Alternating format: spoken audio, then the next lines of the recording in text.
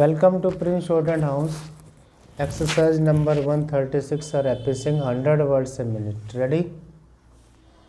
Start. Madam, the undisclosed foreign income and assets bracket imposition of tax bill 2015 that is listed today for consideration and passing is a completely new bill with new clauses and deals with undisclosed foreign income and assets issues.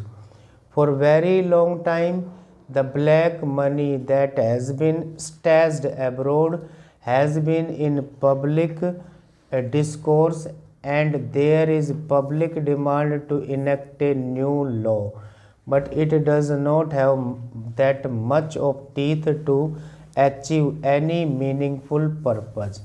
We have Foreign Exchange Management Act, which allows a resident to hold foreign asset freely provided these were acquired when an Indian citizen was residing outside India. The bill stipulates undisclosed income abroad will no longer be taxed under Income Tax Act.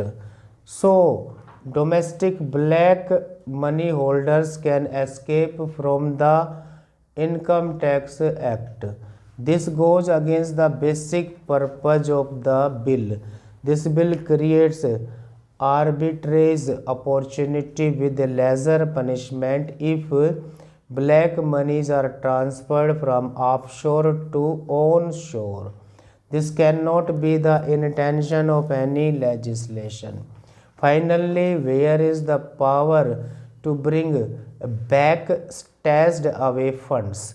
It is missing. When this is the case of the bill, I am of the opinion, madam, that it should be sent to the Standing Committee of Finance for deliberations, which can definitely improve the effectiveness of the intent of the bill. Madam, this is a new bill. It also involves many judicial forums apart from foreign agencies. This requires creation of new statutory body overlapping the functions of the Enforcement Directorate. Hence, this bill calls for a thorough study by a standing committee. So, madam, you may refer this bill to the standing committee to make this vital law flawless.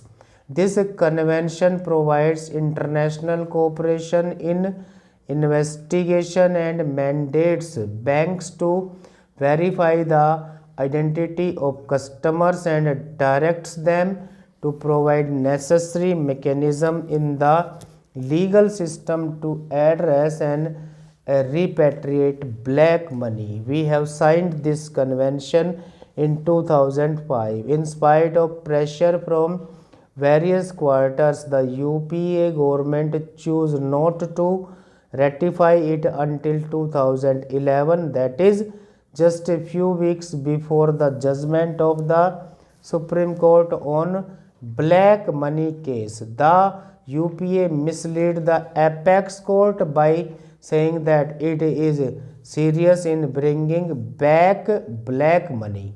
It did not bring any legal mechanism, leave alone constituting SIT for this purpose. So, literally the UPA has done nothing and the NDA is nothing, everything possible in this regard. Sir, I have no doubt that this government's approach on black money is doggedly persistent, not adventurous. The Honorable Finance Minister will never try to take shelter under confidentiality clause of double tax avoidance agreement. Rather, he is going to the sources of black money because unless and until you stop it at source, it is next to impossible to stop black money from going out. It was reported that as per the recent study by the National Institute of Public Finance and Policy, black money generated in the country is as much as 70% of the GDP. The lowest figure could be 30% to 40%. Some agencies have been estimated to be 100% of our GDP, but the likely figure seems to be 70% more than our official GDP. It means you have a parallel economy in the form of black money. So I urge the Honorable Finance Minister to crack his whip at the source of black money. Only then we can succeed in our efforts for having a clean economy. Parallelly, I would also suggest joining Paris-based organization of economic cooperation and development new protocol along with other countries which aim to fight black money. It will help free flow of financial and other information on accounts abroad by 2017.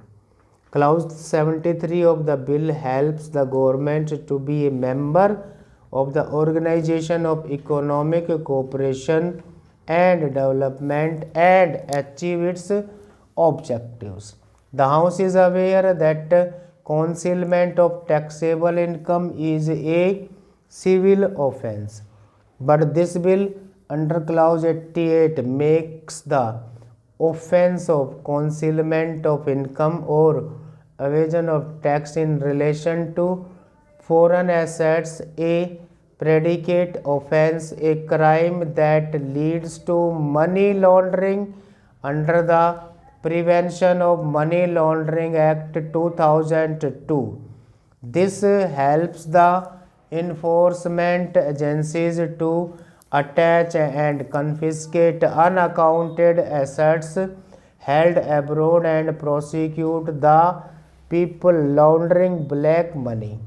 It is a good provision.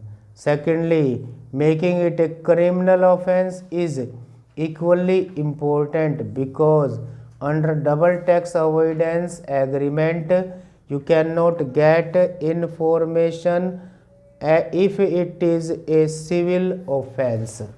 I would like to give a suggestion.